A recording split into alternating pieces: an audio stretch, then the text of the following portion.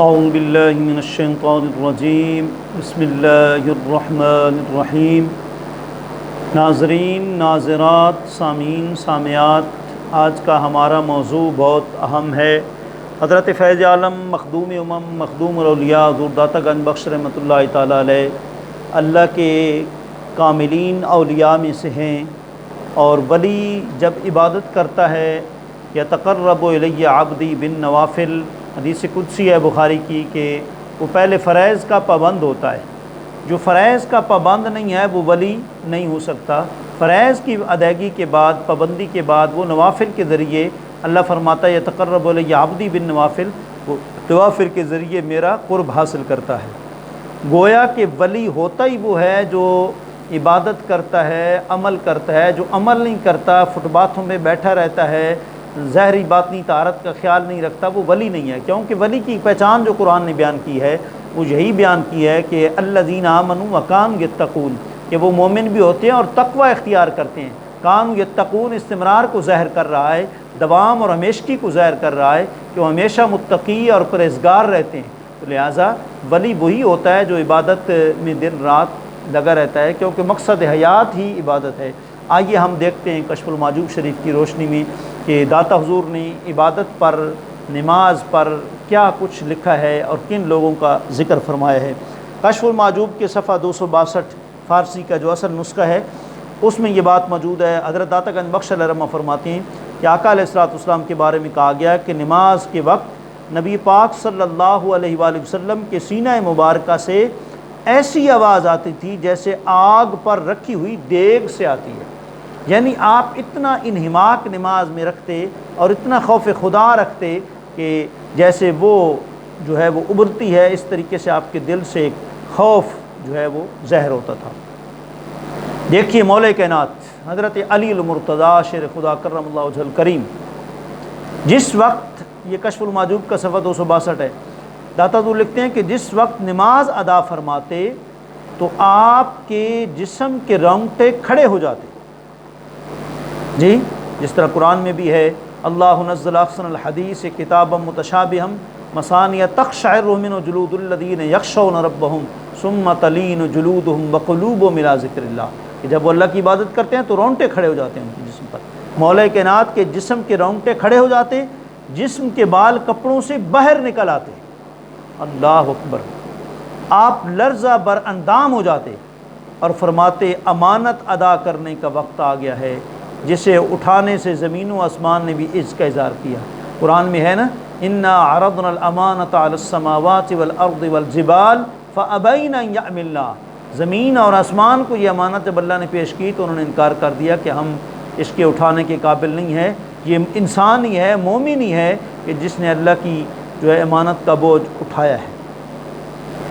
آئیے 265 صفحہ کشف المحجوب اصل فارسی دیکھتے ہیں۔ حضرت ذوالنون مصری کے بارے میں داتا حضور لکھتے ہیں کہ حضرت ذوالنون مصری علیہ الرحمہ کی ابتدا میں نماز، ایک بزرگ نماز ادا کر رہے تھے، آپ نے تکبیر تحریمہ کہی۔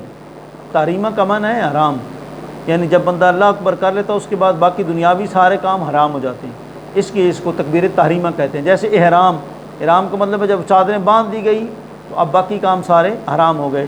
تو آپ فرماتے ہیں کہ ایک بزرگ جو ہے حضرت ذوالنون مصری رضی اللہ عنہ کی ابتدا میں نماز پڑھ رہے تھے، آپ نے تکبیر تحریمہ کہی اللہ اکبر، بس یوں کہا تو بے ہوش ہو کر گر پڑے۔ حالت یہ تھی گویا جسم میں جان ہی نہیں رہی، اس طرح کا ان کے دلوں میں خوف خدا جی تھا۔ یہی حکم ہے نا کہ ان تعبد اللہ کانک تراہ فإن لم تکن تراہ فإنہ یراک، بخاری کی روایت ہے کہ اللہ کی عبادت تم یوں کرو گویا کہ تم اس کو دیکھ رہے ہو، اور یہ نہیں اگر تصور قائم کر سکتے تو یہی قائم کر لو کہ وہ تمہیں دیکھ رہا ہے۔ اور حضرت جنید بغدادی سید الطائف، آپ کو پتہ ہے کہ حضرت فیض عالم حضور داتا گنج بخش علیہ رحمہ کا سلسلہ تصوف سید الطائف حضرت جنید بغدادی رحمۃ اللہ تعالیٰ علیہ سے جا ملتا ہے۔ آپ فرماتے ہیں حضرت جنید بغدادی علیہ رحمہ ضعیف العمر ہو گئے، یعنی بہت بڑھاپا آ گیا، جی معمر ہو گئے، عمر سنی، تو بھی آپ نے جوانی کے اوراد و معمولات میں سے کوئی چیز بھی کم نہیں کی۔ اللہ اکبر۔ حالانکہ حدیث پاک میں بخاری میں ہے کہ حضور نے فرمایا میری امت کا یہ خاصہ ہے جوانی میں جتنی عبادت کر لیں گے جب ان کا بڑھاپا آئے گا وہ عبادت نہیں کر پائیں گے، لیکن اللہ پھر بھی فرشتوں کو فرمائے گا ان کی جوانی والا ثواب لکھو۔ لیکن اولیاء کرام کے اخلاص پر قربان جائیے۔ سید الطائف حضرت جنید بغدادی علیہ رحمہ جیسے جوانی میں عبادت کرتے تھے، ایسے بڑھاپے میں بھی عبادت میں کوئی کمی نہیں پیدا کی۔ لوگوں نے عرض کیا حضور آپ بہت کمزور ہو گئے، آپ بہت کمزور ہو گئے ہیں، نوافل کم کر دیجئے گا۔ تو فرمایا شروع میں ہم نے جو کچھ حاصل کیا انہی معمولات کی بنا پر حاصل کیا، مرتبہ حاصل کر لینے کے بعد یہ کیسے ممکن ہے کہ میں انہیں چھوڑ دوں؟ آپ نے فرمایا شروع میں جوانی میں نے جو عبادت حاصل کی اور اللہ نے مجھے قرب دیا، اپنا قرابت دی اور مجھے رتبہ کائنات کے اندر دیا، اب انہی عبادات کی وجہ سے تو مجھے رتبہ ملا، اب میں بڑھاپے میں ان عبادات کو کیسے ترک کر دوں؟ اللہ اکبر۔ حضرت حسین بن منصور رضی اللہ تعالیٰ بیان کیا جاتا ہے کہ حضرت حسین بن منصور رات دن میں 400 رکعت نماز ادا فرمایا کرتے تھے۔ لوگوں نے عرض کیا اس قدر مرتبہ رکھنے کے باوجود آپ اتنی تکلیف فرماتے ہیں؟ فرمایا رنج و راحت تم لوگوں کی نگاہ میں ہے، دوست تو فانی و صفت ہوتے ہیں، ان کو رنج و راحت سے کیا واسطہ، سستی اور کہلی کو بزرگی اور حرص کو طلب کا نام نہ دو۔ اللہ اکبر۔ یہ کشف المحجوب کی 265 صفحے پر ہے۔ حضرت ابوالخیر اقطع رضی اللہ تعالیٰ عنہ داتا حضور ذکر کرتے ہیں صفحہ 266 پر، آپ فرماتے ہیں کہ آپ کے پاؤں میں پھوڑا تھا، جی پھوڑا پھنسی نکلا ہے پاؤں میں، طبیبوں نے ان کو ڈاکٹروں نے مشورہ دیا کہ پاؤں کٹوا دینا چاہیے، جیسے آج کل اللہ معاف کرے شوگر ہو جاتی ہے زیادہ تو پھر وہ پاؤں کٹوانا پڑتا ہے، تو ڈاکٹروں نے مشورہ دیا کہ پاؤں کٹوا دینا چاہیے، مگر آپ راضی نہ ہوئے۔ مریدوں نے کہا نماز کی حالت میں پاؤں کاٹ دیا جائے، کیونکہ نماز کی حالت میں ایسے ماب ہوتے ہیں کہ آپ کو کچھ ہوش نہیں رہتی، جیسے مولا کائنات کے بارے میں بھی ہے نا، حضرت علی مرتضیٰ شیر خدا کے بارے میں بھی تیر پیوستہ ہو گیا، تو آپ نے فرمایا کہ نماز کی حالت میں ہمارا مکمل رابطہ اللہ کی ذات سے ہوتا ہے، کسی اور طرف توجہ نہیں ہوتی، نماز میں نکال لینا۔ تو مریدوں نے کہا کہ نماز کی حالت میں پاؤں کاٹ دیا جائے، کیونکہ نماز کی حالت میں ایسے ماب ہوتے ہیں کہ آپ کو کچھ ہوش نہیں رہتا۔ چنانچہ ایسا ہی کیا گیا، جب نماز سے فارغ ہوئے تو آپ نے اپنا کٹا ہوا پاؤں دیکھا۔ جی تو آخر میں ہم کشف المحجوب سے صفحہ 265 سے ایک عورت کا عبادت کا ذکر داتا حضور نے جو کیا ہے اس کو ذکر کرتے ہیں۔